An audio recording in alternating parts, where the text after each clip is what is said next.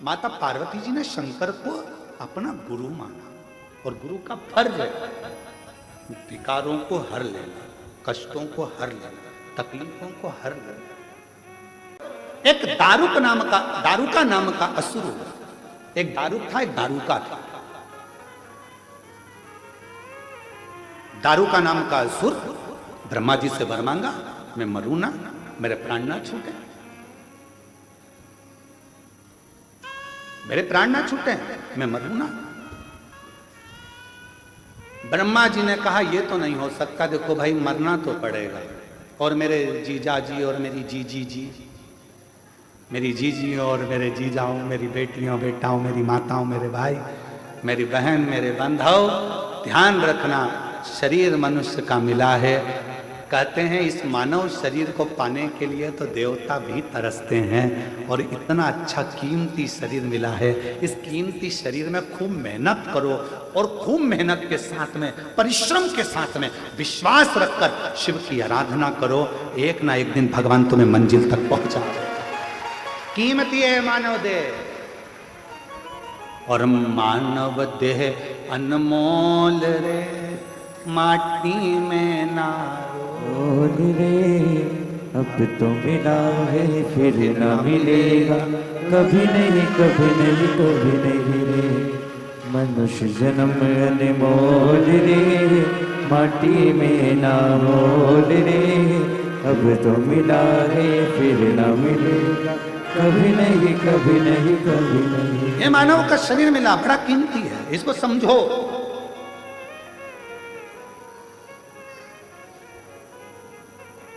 मैंने मानव शरीर तुझे हीरा दिया, तू यूं ही गंवाए तो मैं क्या करूं। प्रभु का नाम मैंने तुझे कीमत वाला दिया, तू ना गाए तो मैं क्या करूं। क्या कर सकता, क्या कर सकता। मिलाए शरीर, करो भजन। दारू का नाम का एक असुर हो गया। दारू का नाम का असुर इतना प्रबल था, इतना प्रबल था, ब्रह्मा जी से वर मांगा कि मैं मरूं ना। ब्रह्मा जी ने कहा मरना तो पड़ेगा तेरे को, निश्चित है, कुछ और मांग ले। उसने कहा तो फिर मुझे वर दे दो कि मैं मरूं तो पुरुष से नहीं मरूं, स्त्री से मरूं, एक स्त्री से। अच्छा, असुरों में भी ज्ञान नहीं होता था, ऐसी बात मांगते स्त्री से मरूं। अब उसको कौन समझाए, पुरुष से ज्यादा भारी पड़ती है, कौन समझाए। ये जब अपनी वाली पे आ जाए जुड़क मान के, बोल तो रही जरा, फिर बोल। अब दारू का कह रहा है कि मैं स्त्री से मरूं। ब्रह्मा जी मुस्कुराने लगे। ब्रह्मा जी को मालूम था तू हल्के में ले रहा है, हल्के में। दारू का कह रहा है कि मुझे वर दो, मैं स्त्री से मरूं, स्त्री से, नारी से। ओहो, ब्रह्मा जी मुस्कुराने लगे, तू हल्के में ले रहा है, मैं स्त्री के हाथ से। ठीक है, तथास्तु, दे दिया वर, तथास्तु। समय आया, बहुत उत्पात मचाया दारूका ने। इतना उत्पात मचाया कि देवता घबराकर शिव जी के पास आ गए, और भगवान शंकर तो समाधि में लीन थे। पुकारना, कर्पूर गौरम करुणावतारम संसार सारम भुजगेन्द्रहारम। ओम नमः शिवाय, ओम नमः शिवाय, नमः शिवाय, ओम नमः शिवाय। कर्पूर गौरम करुणावतारम संसार सारम भुजगेन्द्रहारम। नमः शिवाय, ओम नमः शिवाय, नमः शिवाय, ओम नमः शिवाय, नमः शिवाय, ओम नमः शिवाय, नमः शिवाय, ओम नमः शिवाय। कर्पूर गौरम करुणावतारम साकारं संसार सारं भुजे नमः शिवाय ओम नमः शिवाय नमः नमः शिवाय ओम नमः शिवाय। जो शिव जी की आराधना करी बाबा नेत्र खोल कर पूछे क्या बात है, क्या हो गया, क्या चाहते हो? देवता कहने लगे कि वो दारूका नाम का असुर परेशान कर रहा है और उसको मारने के लिए स्त्री चाहिए, नारी ही मार सकती है, बस इतनी सी बात। हाँ,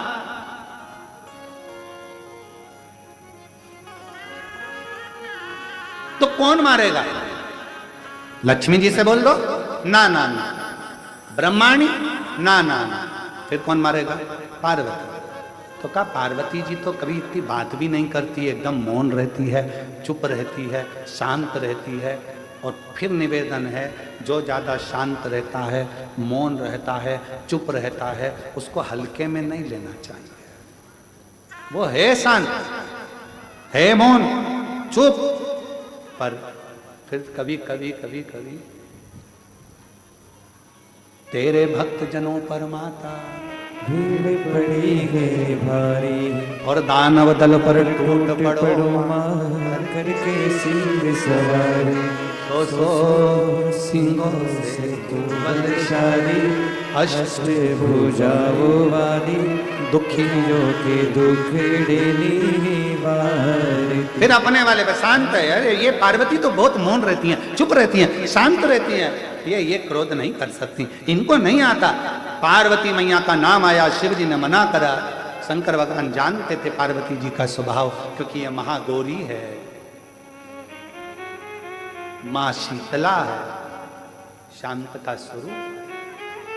पर बाबा से विनती करी तो बाबा ने कहा ठीक है, तुम चाहते हो दारू का मरे, तैयारी करो दारू का के मरने की, मरेगा, सब देखेंगे। शिव जी ने जो विष पिया था, कंठ में विष गया था, पार्वती जी ने नीचे नहीं उतरने दिया था, कंठ में बैठकर पार्वती जी ने विष को रोक लिया था। अंदर नहीं उतरने दूंगी, मेरा पति विष पिए, अंदर नहीं उतरने दूंगी। पार्वती जी ने विष को कंठ में बैठकर रोक लिया। अब शिव जी को लगता था हमेशा कि ये कब तक बैठी रहेगी, इसको निकालना तो पड़ेगा, एक बार प्रकट तो करना पड़ेगा। हर हर और भगवान देवाधिदेव महादेव, मेरे विश्वनाथ भगवान ने, मेरे कुबेरेश्वर बाबा ने, मेरे महाकाल राजा ने पार्वती जी को निमंत्रण दिया। पार्वती कब तक कंठ में बैठी रहेगी, विष है, जहर है, तुझे भी तकलीफ होगी, बाहर निकल, प्रकट हो। निकलती नहीं मां, आती नहीं आई। तब माता पार्वती जी के लिए शिव जी ने कहा, तेरे भक्त जनों पर माता भीड़ पड़ी है भारी दानव दल पर टूट पड़ो मार करके सिंह सवारी। तब मां से कहा, तेरे भक्त दुखी हैं, तकलीफ में है, तेरी औलाद, तेरी संतान कष्ट में है। मां का हृदय पसीज गया, पसीज गया। मेरा बेटा दुखी है, मेरी बेटियां दुखी है। और जैसे ही सुना, पार्वती जी प्रकट हो। उस समय पर मां पार्वती पार्वती नहीं थी। पार्वती माता नहीं थी। विष का तपन पार्वती जी के शरीर में समा गया था, उनका शरीर नीला पड़ गया था, पूरा काला दिखने लगा था, भयंकर आंखें हो गई थी, बाल खुल चुके थे, शरीर पूरा काला। जैसे ही प्रकट हुई, शिवजी के मुख से निकल गया काली, कालका, महाकाली। जो देखा, भयंकर रूप देखकर भगवान देवाधिदेव महादेव भी थकित रह गए, बैठे थे खड़े हो गए। कालका का रूप, काली का रूप। पार्वती जी ने कालका बनकर, काली बनकर पूछा, बोलो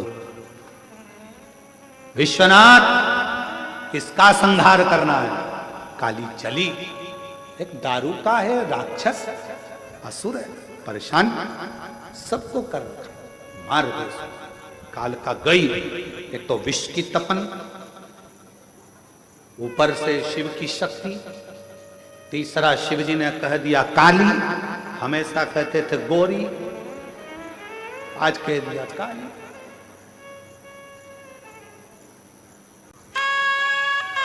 इसीलिए निवेदन है पत्नी श्रृंगार करे ना तो पति को चाहिए कि उसके तैयार होते समय उसके कक्ष में बिल्कुल ना जाए। तू हो ले तैयार।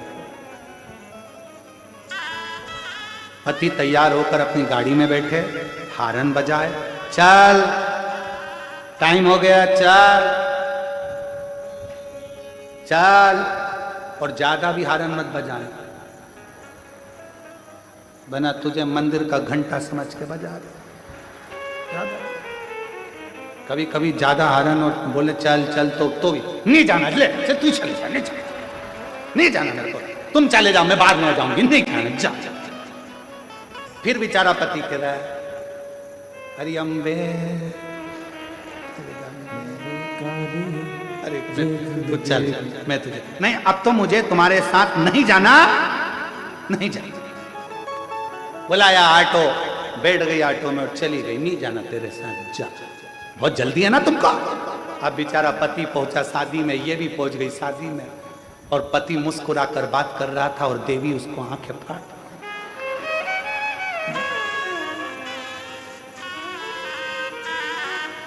और अब आते समय पति ने पूछा भी नहीं कि चलेगी क्या, तो कहे तुम्हारे साथ चलूंगी।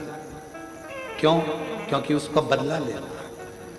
अब गाड़ी में बैठ गई और बैठते से सब मालूम है मुझको, तुम्हारी अकल सब देखी ना, तुमको देख रही थी पूरी शादी में, कितना आंखें फाड़ फाड़ के देख रहे थे, कितने हंस हंस के बात कर रहे थे, बस मेरे लिए ही तुम्हारा मुंह गेंदा फूल हो जाता, बाकी के सबके लिए गुलाब का फूल। बोलती बोलती बोलती बोलती कब नमक चुराया आ गया, बोलते बोलते कब अपना घर आ गया। मानो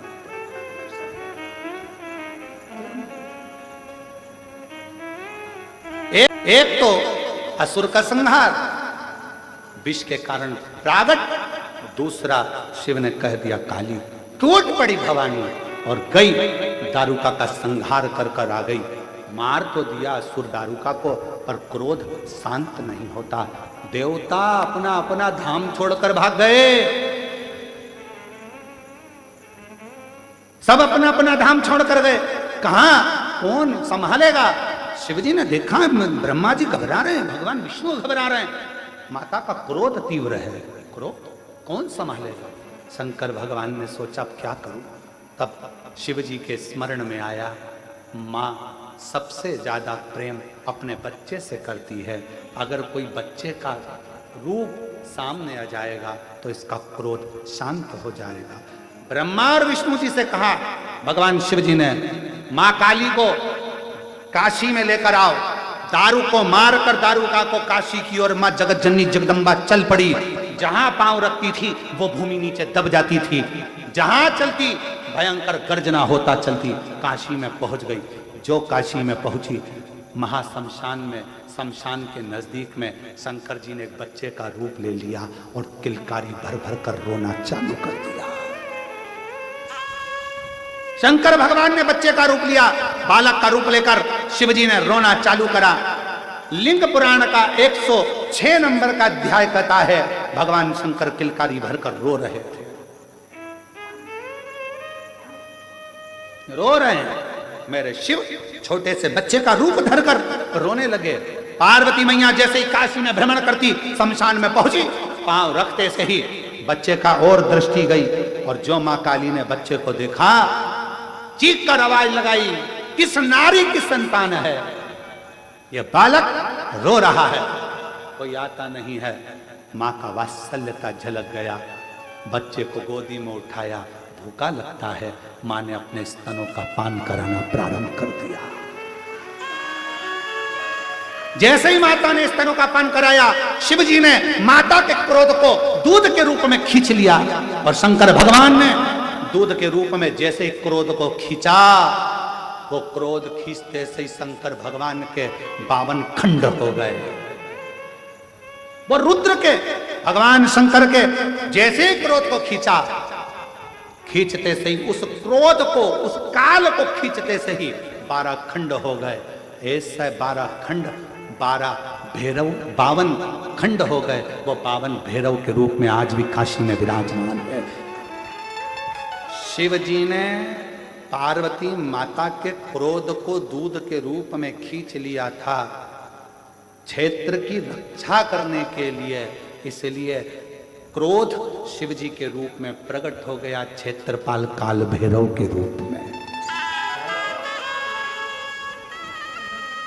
शिव शिव है। शंकर भगवान को माता पार्वती ने गुरु तत्व में लिया है, तो गुरु अपने शिष्य का क्रोध भी खींचता है, गुरु अपने शिष्य का दुख भी खींचता है। गुरु कहता नहीं है कि मैं तुम्हारे को क्या करूंगा क्या ना करूंगा, बस गुरु के सामने जाकर खड़े हो जाओ, हाथ जोड़ विनय कर लिया। एक सुदर्शन नाम के मुनि ग्रस्त थे। लिंग पुराण की कथा कहती है कि वो ऐसे मुनि थे, अपने बच्चों के लिए कार्य करते थे, परिवार को संभालते थे, पत्नी के लिए भरण पोषण के लिए कुछ थोड़ा बहुत मेहनत करते थे, और खाने पीने की व्यवस्था कर कर बच्चों की अच्छी परवरिश करना, एजुकेशन कराना, उनका ध्यान रखना, घर में बुजुर्ग हैं उन माता पिता के लिए औषधि की व्यवस्था करना, साथ में भगवान शंकर की भक्ति करना, भगवान शिव का स्मरण। अब एक दिन सुदर्शन मुनि की धर्म पत्नी ने सुदर्शन मुनि से कहा,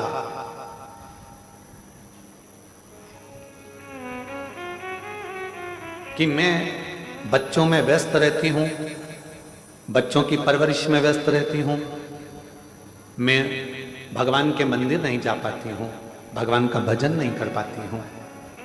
कोई सरल सा तरीका बता दो जिससे मुझे शिव मिल जाए, शंकर भगवान का दर्शन हो जाए, इसका कोई सरल तरीका मुझे बता। अब तीनों चीजें जुड़ रही है यहां।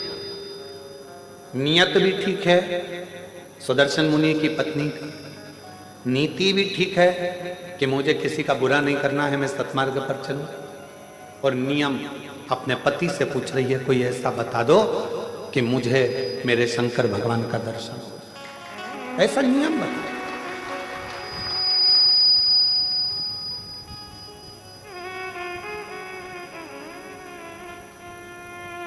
कोई ऐसा उपाय हो आपके पास में जिससे शंकर भगवान का मुझे दर्शन हो, वो उपाय बताओ। सुदर्शन मुनि ने कहा कि तुझे बच्चों से फुर्सत नहीं मिलती, दिन रात तू व्यस्त रहती है, भोजन बनाती है, माता पिता को खिलाती है, परिवार में रहती है, बच्चों की परवरिश करती है, थक जाती है, तुझे मैं क्या उपाय बताऊं। पर पत्नी ने जिद पकड़ ली, कोई ऐसा उपाय बताओ मुझे कि मुझे शिव मिले। तब सुदर्शन मुनि ने कहा कि एक काम करो, कोई भी अतिथि अपने घर में आए उसकी सेवा दिल से करना, भोजन मांगे भोजन कीजिए, पानी मांगे पानी मांगे, उसकी पूरी व्यवस्था करना। एक ना एक दिन तुम्हें शिव का दर्शन जरूर होगा, शंकर जरूर मिलेगा।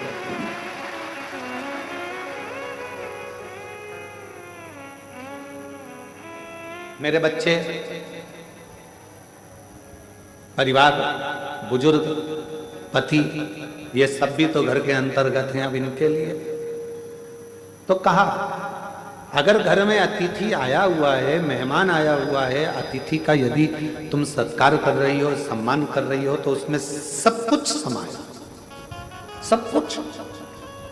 माता पिता भी उसमें समाहित हैं, बच्चे भी उसमें समाहित हैं, सर्वस्वता उसमें समाहित है। आप सेवा करो, ठीक है।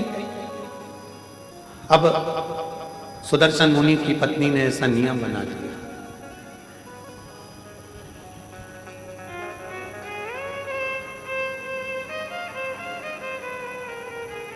सुदर्शन मुनि की पत्नी ने ऐसा नियम बना लिया कि अब घर में कोई भी अतिथि आए उसका सम्मान करती है, उसका आदर करती है, उसका सत्कार करती है।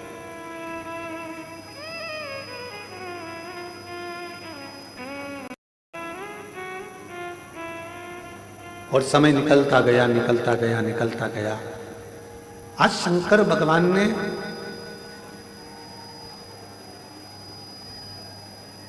एलईडी बंद है क्या कि आवाज नहीं आ रही है?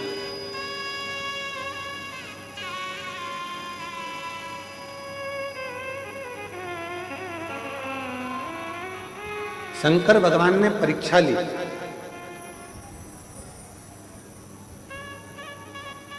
और सुदर्शन मुनि की परीक्षा लेने के लिए शिवजी अपनी धर्म पत्नी को बोल कर गए पार्वती जी को कि आज मैं एक गृहस्थ संत की पत्नी की परीक्षा लेने के लिए जा रहा हूं।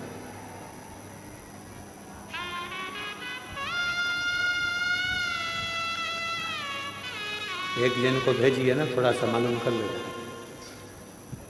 एलईडी है।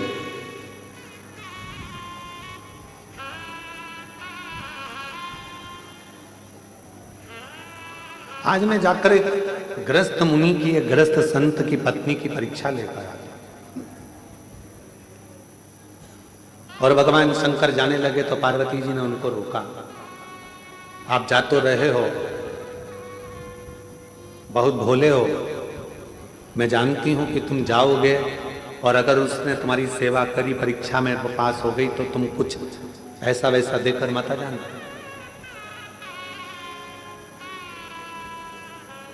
तुम कुछ ऐसा वैसा देकर मत आ जाना। तुम जा तो रहे हो, मना नहीं है, पर थोड़ी सावधानी रखना। जिस पत्नी का पति बहुत भोला होता है ना, पत्नी अगर मायके भी लेकर जाती है तो साथ लेकर जाती है, शादी में भी जाती है तो साथ जाती है। जिस पत्नी का पति बहुत भोला होता है तो पत्नी को उससे भय लगा रहता है कि ये कहीं कुछ बोल ना दे, ये कुछ कहीं दे ना दे, ये कुछ प्रदान ना कर दे, ये कुछ ऐसा ना कर दे। उसके सोचना पड़ता, उसे बहुत सोचना, बहुत सोचना।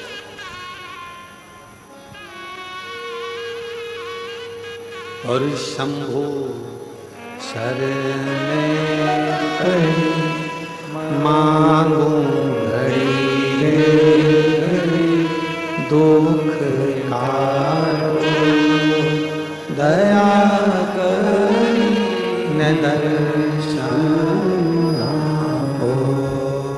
शंभु शरण मांगू घड़ी रे दुख काटो, दया करी दर्शन आगो। अब पार्वती जी को चिंता लगी कि तुम भोले स्वभाव के हो, तुम्हारा नाम ही भोला, तुम भोले स्वभाव के हो, तुम्हारा नाम ही भोला है।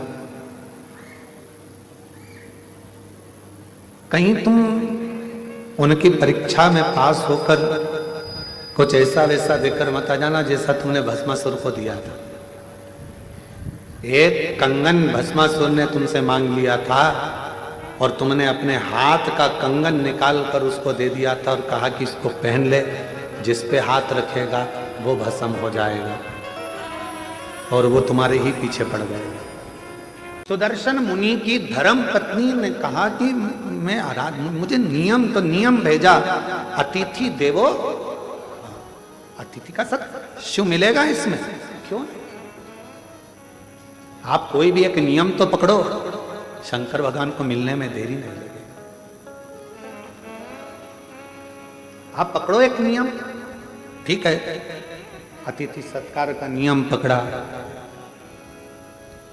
और अतिथि सत्कार का नियम जो पकड़ा, ऐसे नियम में डूब गई कि शंकर भगवान परीक्षा लेने चले तो पार्वती जी ने कहा कि तुम भोले हो, दे मत आना कुछ। और भोला जो होता है ना, उसके साथ भोलेनाथ हर पल होता है, हर पल। कुछ दे मत आना, ठीक है, अब मुझे जाने तो दे। पत्नी ने, माता पार्वती ने प्रसन्न चित्त से अपने पति को भेजा। एक दरिद्र का वेश बनाकर, बड़ा तन पर कपड़े फटे हैं, भिक्षुक का वेश बनाकर आवाज लगाई सुदर्शन मुनि के दरवाजे पर, माता भिक्षाम दे, भूख लगी, कुछ भाग मिले मुझे तो अच्छा है। सुदर्शन मुनि की पत्नी ने दरवाजा खोला। बाबा क्या बात है? भूख लग रही है। बाबा अभी तो मैंने भोजन नहीं बनाया, पर अगर आप थोड़ी देर बैठोगे ना बाबा तो मैं भोजन बना दूंगी। बाबा कहते हैं मैं बैठता हूं, तुम बनाओ। बाहर बैठने लगे बाबा। अंदर सुदर्शन मुनि की पत्नी ने उनको अंदर आसन लगाकर बिठा दिया, द्वार बंद करा, अंदर अतिथि भोजन बना रही है, गुनगुना रही है भगवान के नाम। क्या देखा? भोजन बनकर तैयार हुआ, इसमें एक रोटी बनकर अलग रखा दी गई है। किसकी रोटी है? गाय। रोटी अलग रखा। खूब हंसे भोलेनाथ, खूब डट के हंसे। गुस्सा आया थोड़ा सा सुदर्शन मुनि की पत्नी को कि हमारे घर भोजन करने आए और तुम हंस रहे, क्यों? सुदर्शन मुनि के दरवाजे पर बैठे हुए अतिथि के रूप में भोलेनाथ ने कहा कि धन्य है देवी, आप धन्य हैं। माँ, आपने जो रोटी मेरे लिए बनाई उसकी साइज इतनी बड़ी है, और जो गाय के लिए रोटी बनाई वो इतनी सी।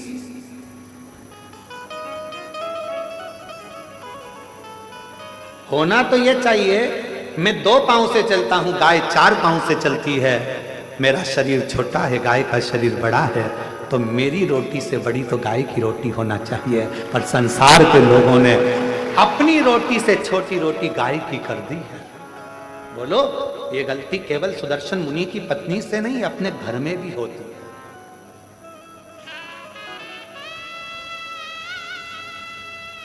छोटी सी रोटी बना के डाल दी, गाय की है। अरे गाय की है तो जितनी बड़ी रोटी पति खाता है उससे दुगनी बड़ी तो गाय की होना चाहिए।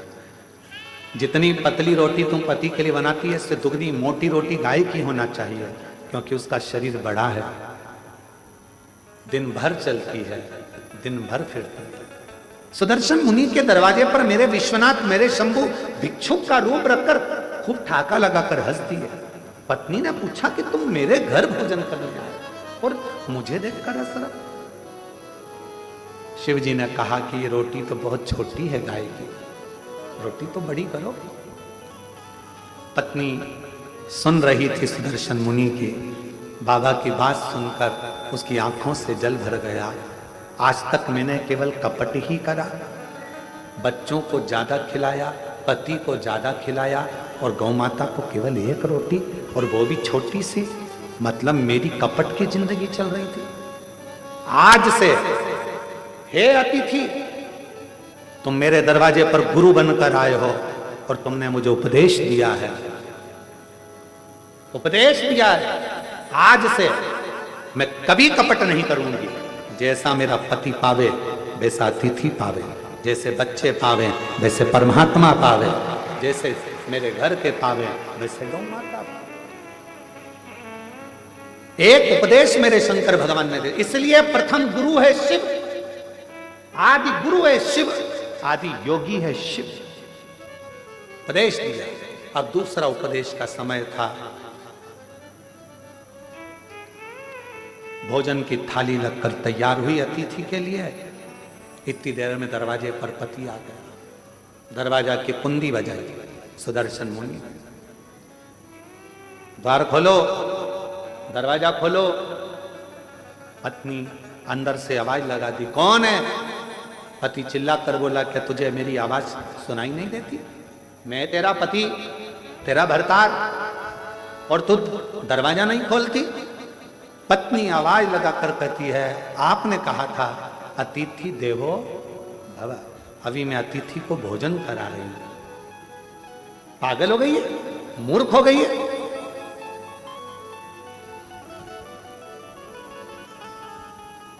ना जाने किसको घर के अंदर बिठा कर रखा है, कोई चोरी कर कर चले जाएगा।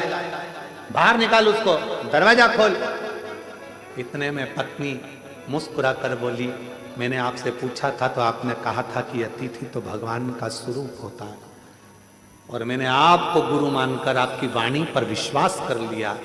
अब तो मैं दरवाजा तभी खोलूंगी जब अतिथि का भोजन हो जाएगा, प्रणाम कर लूंगी, वो विदा होगा, तब मैं द्वार खोलूंगी। तो मैं द्वार खोलूं। शिव ने पूर्ण परीक्षा ली। आज मेरे शंकर भगवान निकलते ही नहीं घर से बाहर। लाओ जरा एक गिलास दूध और लाओ, जाओ। सुदर्शन मुनि की पत्नी दूध का गिलास भर दिया। अब बोले, बाबा मेरे झोले में जो कपड़े रखे हैं वो सारे चल चल के गंदे हो गए हैं, माँ धो दोगी? माँ कपड़े धो रही। 1 घंटा कपड़े धोने में हो। अब बाबा बोले कि मेरे को पानी पीना है, पानी नहीं। फिर थोड़ी देर बाद बोले, खाना ज्यादा हो गया, मेरा मन कर रहा है 1-2 घंटा आराम कर लो। बाबा सो गया। फिर थोड़ी देर बाद बोले, अब मेरा मन हो रहा है जाने का। इसको तो खुशी नहीं हुई, पर दरवाजे के बाहर जो बैठा था सुदर्शन मुनि, उसको प्रसन्नता हुई, अब दरवाजा खुलेगा। जिस गुरु ने उपदेश दिया था वही डिप्रेशन में पड़ा था, टेंशन। अब द्वार खुलेगा। तैयार हो गए, झोली टांग ली, सब कुछ हो गया, चलने की तैयारी थी। इतने में सुदर्शन मुनि की पत्नी से बाबा बोले, मेरे कपड़े लेकर आ जाओ। कपड़े लेकर आई तो सुदर्शन मुनि के पत्नी ने कपड़े दिए। जो कपड़े दिए तो बाबा बोले, अभी तो ये गीले हैं, जब तक सूखेंगे नहीं तब तक जाऊंगा। अब ना जाओ, अभी गीले हैं, अभी नहीं जाऊंगा। लिंग पुराण की ये कथा है,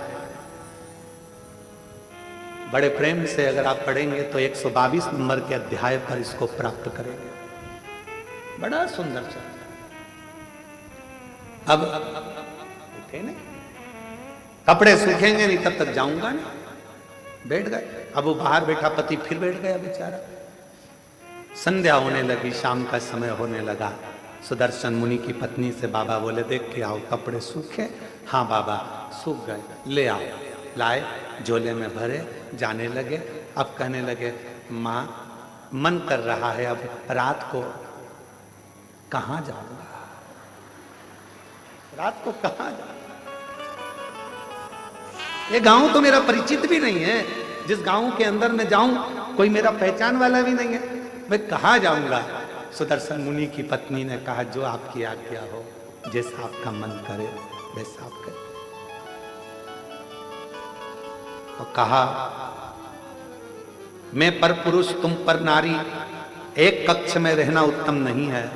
मेरा मन है या तो मैं बाहर चले जाऊं या तुम चली जाओ। तो कहा, बाबा आप अतिथि हो, आप घर के अंदर रहो, मैं घर के बाहर चली जाती हूँ। मैं घर के बाहर चली जाती हूँ। सुदर्शन मुनि की पत्नी घर के बाहर चली गई। सुदर्शन मुनि अपनी पत्नी से कहे, तूने द्वार नहीं खोला? खोला तो था अभी हाल। तो वो अतिथि कहाँ है? का वो तो अंदर है, तू बाहर? हाँ। उसी ने कहा, रात्रि का समय है, पर नारी पर पुरुष एक जगह पर ठीक नहीं। भले तुम माँ हो पर स्थान बदला जाए, मुझे बाहर कर दिया। चलो अपन बाहर सो जाते हैं। पत्नी ने अपना बिछोना बिछाया, चैन की नींद सो रही, पर पति जिसने ज्ञान दिया था, अतिथि देवो भव, वो टेंशन में रात भर दरवाजे पर ही सोया, कुछ ले नहीं जाए। पति उपदेश दे दिया, अतिथि देवो भव, और दरवाजे पर सो रहा है। सुदर्शन मुनि दरवाजे पर सो रहे हैं, कुछ लेकर ना चले जाए। दूसरे दिन सुबह धर्म पत्नी के नेत्र खुले, पति के चरणों को प्रणाम करा, दरवाजा बजाया, अतिथि देवो महादेवो, अतिथि देवो महादेवो, दरवाजा बजाया। शंकर भगवान जो रूप में थे, दरवाजा खोला। खोल कर जो पत्नी ने दर्शन किया, ये कोई दरिद्र भिक्षुक नहीं है, ये तो मेरा देव अधिदेव महादेव है।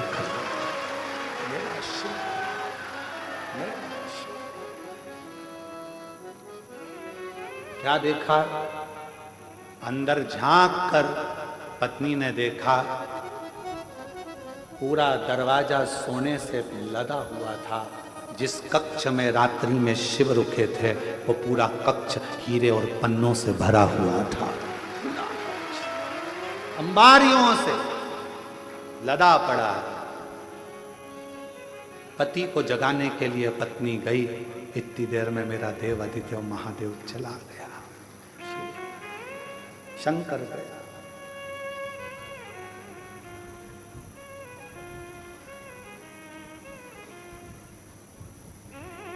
पत्नी ने पति के चरण पकड़ लिए। आपने कहा था अतिथि की सेवा करना शंकर का दर्शन हो जाएगा, आपके बराबर दुनिया में कोई गुरु नहीं मिलेगा। आपके कहने पर मैंने अतिथि की सेवा करी और वास्तव में मुझे शिव का दर्शन हो गया, शिव का दर्शन। मुझे शंकर भगवान का दर्शन हो गया। ये कृपा नहीं तो क्या है, क्या है? मैं नहीं जानती थी कि वाणी पर भरोसा करा हुआ, शिव पर करा हुआ विश्वास एक ना एक दिन सुख प्रदान करता, आनंद प्रदान